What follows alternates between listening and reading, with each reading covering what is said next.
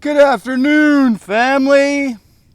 It's your favorite guy with a toothless grin in the forest. And if I don't see you, good afternoon, good morning, good evening, and good whatever it is.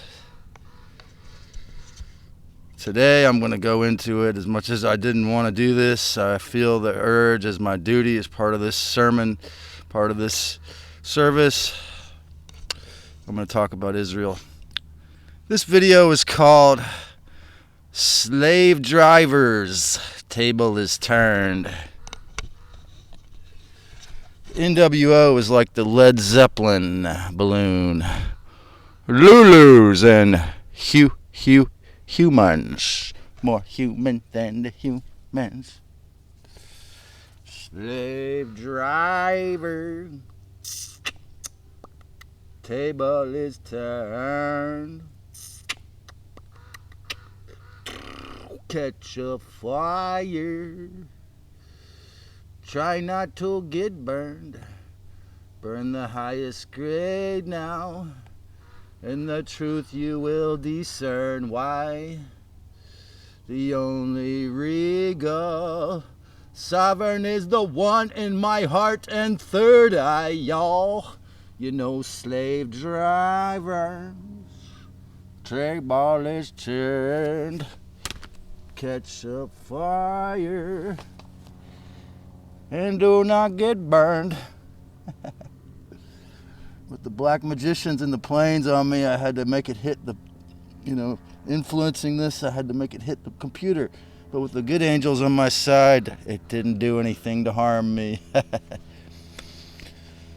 Lu-lus and humans. Looking at the levels of awareness,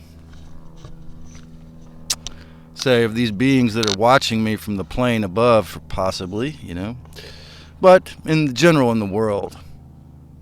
Looking at the levels of awareness that the majority or the aggregate have in the world, did you ever wonder how it could get this sick and inverted? Or, of course, if you're one of my followers or subscribers, did you already know, of course, emphatically like me, that tragically in most people's lives, God is the devil, or rather Lucifer or Enki has assumed the Satan claw's reign. The materialist God with the white beard, the old man. Guess who that really is? The Satan claw's reign over both roles. That's right. Lucifer or Enki is God and the devil. Literally. Most probably Wes Penra and many other researchers and Billy Carson and myself have all mentioned this previously. So guess what, folks? Happy Holy Black Magic Cube Cal Goyim Tech Saturn Day, spiritual boys. Happy Saturn Day, suckers. Now there is a kinder psychopath or narcissist with a microphone on Pacific Avenue in Santa Cruz, California, saying, I've only seen him a few times there. He even has a band to make it more nice, saying, the Lord forgives the gentle, obedient slaves who have no free will. I'm paraphrasing his sermon, etc. Years ago, I told an old friend, happened to have a massive IQ. He told me he was invited to join Mensa as a result, actually, having a degree in physics. But when he found out they were involved in, warfare, he declined. So I told this old man, he since passed on, he was actually killed by a hit and run. He would mouth off about the New World Order in public space real loud. So I told him the Jews would not be able to figure out how to heal, their neurosis, for example, or to forgive and to deal with what happened in World War II if they could not admit their roles in what led up to World War II. And my old friend, who had been actually a very independent-minded one-man band in his own regard, as well as a great guitarist, and at one point the best surfboard shaper in Santa Cruz, and actually an orphan raised by Jews, or Hebrew people told me they never will. On the other hand, today I watched a Gabor Mate video about Hamas and what happened recently in Israel. Now, I would highly recommend watching this video. If you're not familiar, Gabor Mate is the son of two fully Jewish people who were in Auschwitz, and they somehow escaped, and they raised him in New York City. And I'm not sure whether they all died or he had his family raised him, but he was heavily traumatized, his parents having been there, and he was a psychologist for years in New York City, and he in his 50s, I guess, he took ayahuasca. And he kind of became a rock star consciousness teacher on YouTube since then, famous, etc., charming. And the ayahuasca definitely gave him that charm. But, you know, he's a fairly brilliant psychology teacher, or somewhat shiny. And he said what the Hamas did and what's happening in Israel. He describes in that video actually what happened since Israel was created, and he's a full-blooded Jew,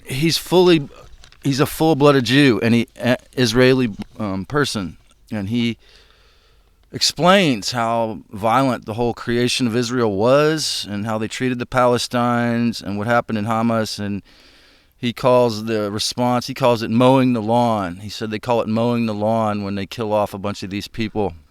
So check out that video for more on that. If you, as I say, I've referenced on this channel before the wonderful book called Against the Beast. It's all a book of quotations about against imperialist expansion through conquest and violent takeover. And if you do the research, to research the history of the Hawaiian Islands and the state of Texas and Mexico and California, it was all violent takeover. It was all conquistadores or violent acquisition, the state of Israel included. Now the Jamaican, or the country of Israel, the Jamaican sugar slaves, I think they might have smuggled ganja and created Jamaican music, reggae music and culture. Sugar slaves. And so sometimes this torturous system of slavery can lead to amazingly good things. I try to look on the bright side in life, you know. And as a result, you know, the thing is that Lu-lus were what Enki or Lucifer called his creation of the human slaves when he unplugged 11 to 14 of our DNA strands. And we were called, this is why that coffee shop called Lulu Carpenters, it's funny that, you know, it's a very curious name, because Lu-lus were what Wes Penra was. He said he psychically talked to Marduk, and he called him a Lulu. Well, you see, folks, Black Lives Matters was, or was, Lucifer's, or the big boys, the dark side's idea of reparations for the chattel slavery that for the Africans that helped to create this country in the beginning. Although, of course, it's a sick and inverted way of reparations, of destroying the nuclear family and bribing people to do looting. One thing I saw that Dr. Bruce said that I agreed with 100%, he really talks out of both sides of his mouth like a politician. He toes the line of trash, and I still vaccinate the elderly. And then he has all these dozens or hundreds of research and MDs on there telling the truth. And he said, we all have a really to look at how dangerous we might. Our hubris is a threat to us all, right? Huge ass human hubris has a huge source. Yahweh was always a bloodthirsty junior god. Face it, do the research. If you don't believe me, do the research or watch other videos from other people who did the research. If you're too lazy to do the research. If I if I had started this YouTube show before the Google/CIA purchase, maybe I would have been able to reach the actual amount of audience of numbers of people the holy higher D intended for me to meet, and maybe that means I need to have create a website now in order to do that. But guess what? YouTube is similar to the Led Zeppelin, the band called, and ironically similar to the band, because YouTube's gonna release a lot of great music and then go down because of this merger. Just like the band Led Zeppelin, YouTube is like the Led Zeppelin, the plane, as well, because it's going down in flames because of their merger with Lucifer. It's slowly falling, much faster, much slower than the plane, but a similar trajectory as the band Led Zeppelin, maybe a little slower than the band. And in a similar covenant that Jimmy Page had, YouTube seems to be very, very obedient to this. As well as they had the Russian hack. If you're interested in this subject, check out the YouTube video called "This is the video YouTube really doesn't want you to watch" by the Business Casual channel. It has like 1 million views, but they were forced by the court system. They can't delete it. YouTube is on the same shaky quicksand and earthquake-prone ground, and under the possibilities of all types of attack, because like Israel, it has been repurposed.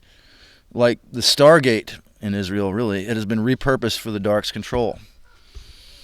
After the battles we've seen in the last 3.5 years have led into the year 2023 to the escalation of fire bombs and direct energy weapon warfare, what will it take to make you see Lucifer, Yahweh, and the Syrian geneticist junior gods, as well as the nasty Dracos and their pedophile queer priests, are all really, in the long-term view and the short, in the grand scheme, suicidal? Okay, Satan's and Lucifer's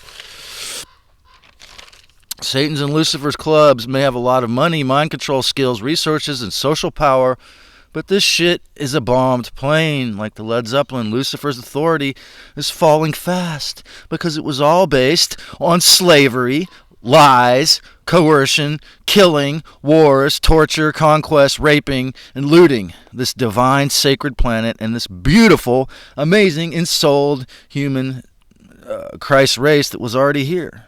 For hundreds of years now, Israel has violently occupied the Stargate. So you know what we got to do is occupy everywhere in peace, ideally, if you have the courage and the discernment and the ability, the resources to do so. Occupy everywhere in peace, okay? And realize the truth is that if you or anyone you know is an Orthodox Jew, you are a racist. True Luxist, despise goys, okay? Basically, this proves that Yahweh and Lucifer hates white people.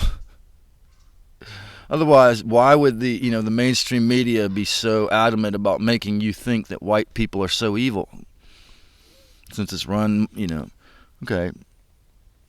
by the, mostly by the Zionists. The Nazi Zionist media causes narcissistic entity possession. Okay?